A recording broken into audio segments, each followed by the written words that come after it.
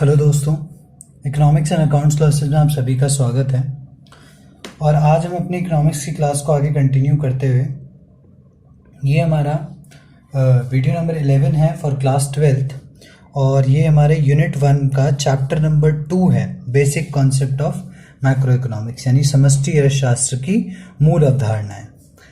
अब आज का जो हमें टॉपिक पढ़ना है वो क्या है, मैंने आपको पहला चैप्टर जो फर्स्ट चैप्टर है इस यूनिट का मैंने कंप्लीट करा दिया। आपको कोई भी उसके रिगार्डिंग डाउट हो तो आप उसको कमेंट में मेंशन कर देंगे और मैं उसकी क्वेरी आपकी वहाँ से ले लूँगा, ठीक है। अब जैसे हम बात करते हैं, इसमें जो हमारा पहला टॉपिक है, ये आप देख रहे होंगे मैंने इतना बड़ा जो नाम लिखा हुआ है, ये क्या है। पहला जो टॉपिक है वो है हमारा national income at current years price,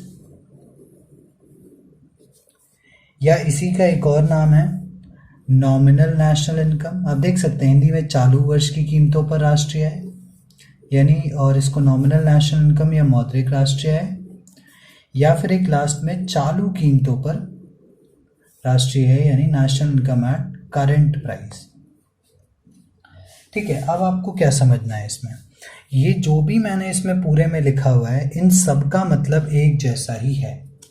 अब तो फिर सर आपने ये तीन तीन क्यों लिखे हुए हैं, इनके तीन अलग अलग नाम हैं, इनको अलग अलग तरीके से जानते हैं। अब सबसे पहले आपको इसको समझने के लिए एक बात समझनी है अच्छे से। मैं यहाँ पर एक एग्जांपल ले रहा हूँ ताकि आपको वो चीज़ क्लियर हो जाए। मान लेते हैं ये हमारा 2019, मानना क्या है, तो हमारा 20 चल रहा है, मान लेते हैं 19 में है, ठीक है। और 2019 का जो प्रोडक्शन है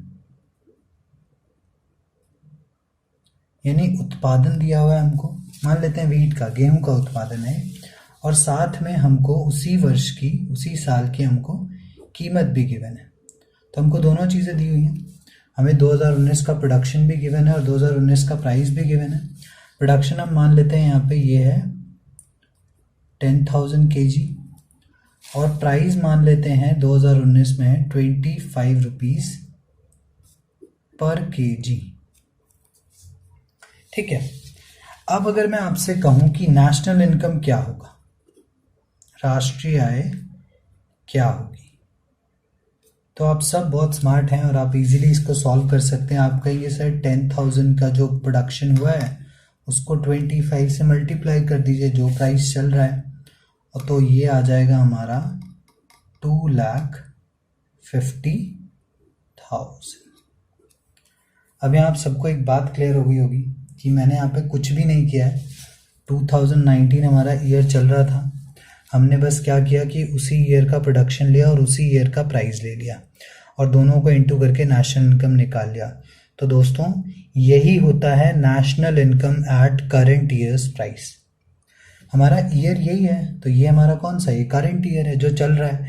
अब करंट ईयर में जितना भी प्रोडक्शन होगा और जो भी प्राइस चल रहा होगा, इस प्राइस को हम क्या बोलेंगे, करंट ईयर्स प्राइस या फिर करंट प्राइस बोलेंगे, जो प्राइस चल रहा है देश में। तो जब भी, यानी कि एक सिंपल डेफिनेशन आप इसका लिख सकते हो कि वो इनकम जब हम करंट ईयर के प्रोडक्शन को करंट ईयर के प्राइस से मल्टीप्लाई करते हैं, ठीक है, यानी उसी को हम कहते हैं national income at current years price, या फिर नॉमिनल नेशनल इनकम, और या फिर चालू कीमतों पर राष्ट्रीय आय, ठीक है। तो बहुत simple, national income at current price तो बहुत सिंपल है, यानी कि जब हम नेशनल इनकम कंप्यूट करते हैं करंट ईयर के प्राइस के बेसिस पर, उसी को कहते हैं national income at current years price, ठीक है फ्रेंड्स। तो बहुत इजी था ये, कुछ भी इसमें नहीं लेना देना है। अब इसको और अच्छे से समझने के लिए हम नेक्स्ट वाले की बात करते हैं। तो देखिए मैंने ऑलरेडी लिख रखा है यहाँ पे national income at base years price.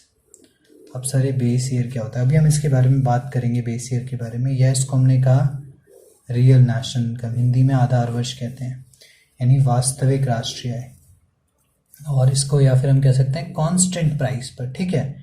तो कांस्टेंट प्राइस को या फिर स्थिर कीमतों पर, ठीक है। तो ये क्या हो गया हमारा national income at base years price, आधार वर्ष की कीमतों पर राष्ट्रीय आय, या इसका एक और नाम है रियल नेशनल इनकम यानी वास्तविक राष्ट्रीय आय, या फिर इसको एक और तरीके से कह सकते हैं national income at constant price यानी स्थिर कीमतों पर राष्ट्रीय आय। अब इन दोनों में डिफरेंस क्या है डिफरेंस आपको समझना है। सबसे पहले बेस ईयर के बारे में बता देता हूँ। बेस ईयर वो ईयर होता है जिस ईयर में ज़्यादा देश में डिस्टर्बेंस ना हुआ हो, ठीक है। और अब जो फिलहाल हमारा जो बेस ईयर चल रहा है वो हमारा है 2011 एंड 12, ठीक है। तो 2011 एंड 12 चल रहा है हमारा बेस ईयर। तो हम मान लेते हैं यहाँ पे कि भाई 2011 में हमारे जो प्राइजेस थे, अब जैसा कि अभी आप देख सकते हो आपके पास 2019 जो है वो दिया हुआ है, इसको मैं 1920 कर लेता हूँ, ठीक है, ताकि वो पूरा इसके अकॉर्डिंग चले। 1920 हमारा ईयर है, ठीक है। तो अब हम देखते हैं यहाँ पे 1919-20 में हमारा 1920 में हमारा जो प्रोडक्शन है, अभी हमने पीछे देखा ये था 10,000 kg, और हमारा इस साल का जो प्राइस था वो था जी ₹25 पर kg।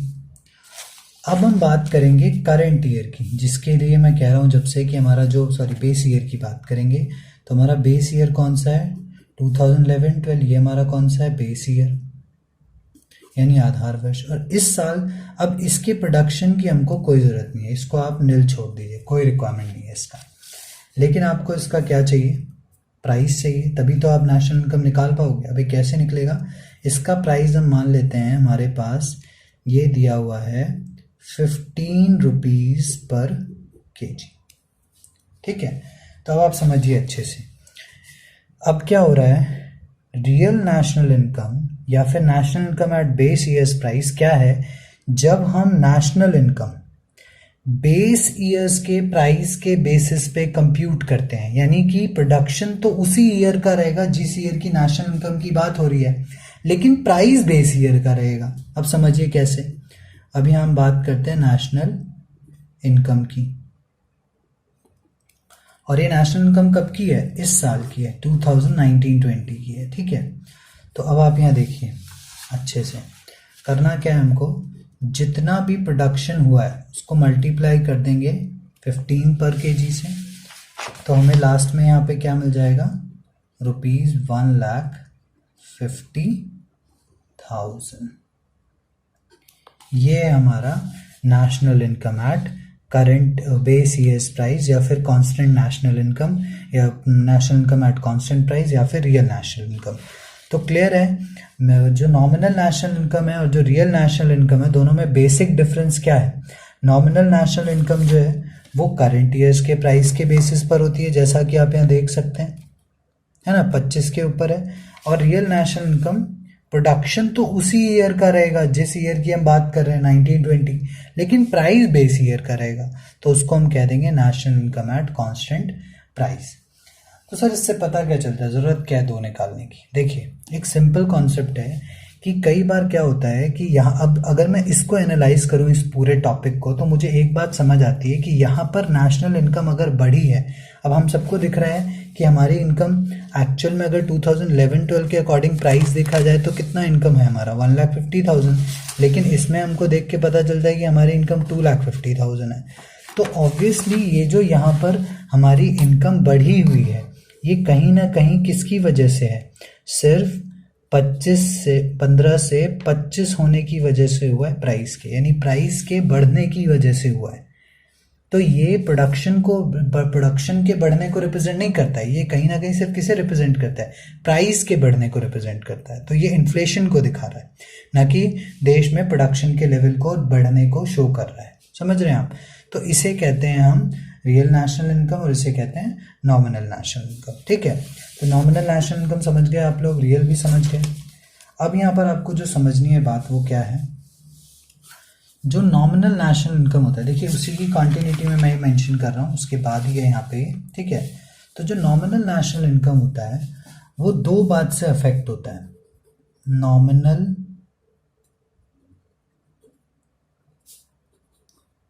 National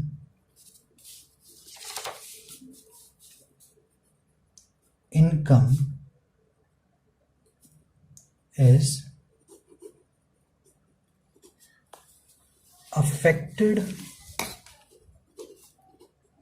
by two factors। अब आप लोग समझ गए होंगे कौन कौन से वो दो फैक्टर हैं जिनसे वो प्रभावित होता है। मुझे शायद बताने की भी ज़रूरत ना पड़े, कितने लोगों ने गेस भी कर लिया होगा। तो यहाँ पर हमको साफ साफ दिख रहा है कि एक तो हमारा है क्लियर कट प्राइस, और दूसरा हमारा है क्लियर कट प्रोडक्शन। कैसे? अगर मान लीजिए नॉमिनल नेशनल इनकम में दोनों चीज़ें साथ साथ बढ़े, अभी तो हमारा प्रोडक्शन 10,000 है, मान लीजिए यहाँ पे 1920 में प्रोडक्शन जो है वो 10,000 kg है। अब अगर 2021 में प्रोडक्शन जो है 20,000 हो गया मान लेते हैं, और प्राइस भी 30 हो गया, तो उस टाइम पे यहाँ पर दोनों चीज़ें बढ़ी हैं, बट स्टिल अगर फिर हम उस 20 को बेस ईयर के प्राइस 15 से मल्टीप्लाई करेंगे तो फिर कुछ डिफरेंट नेशनल इनकम आएगी।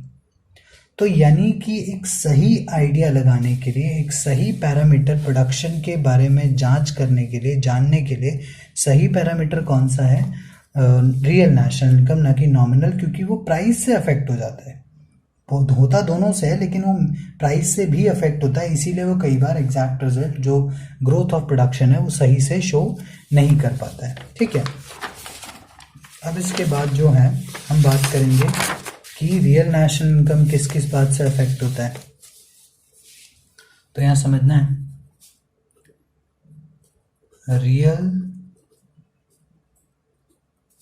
National income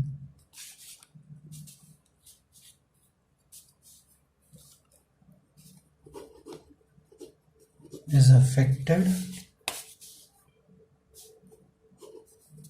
by a factor।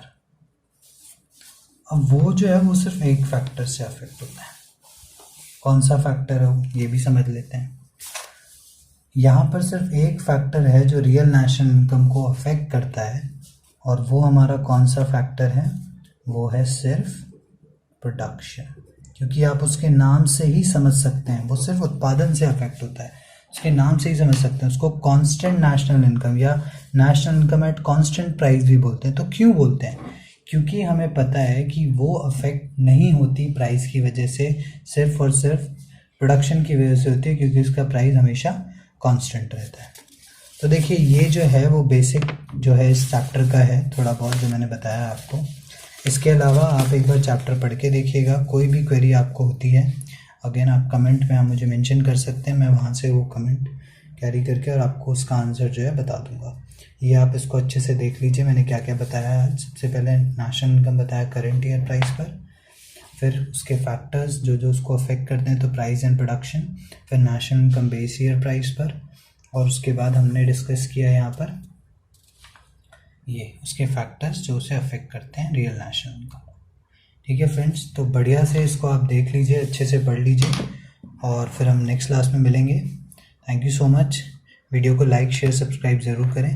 Thank you so much.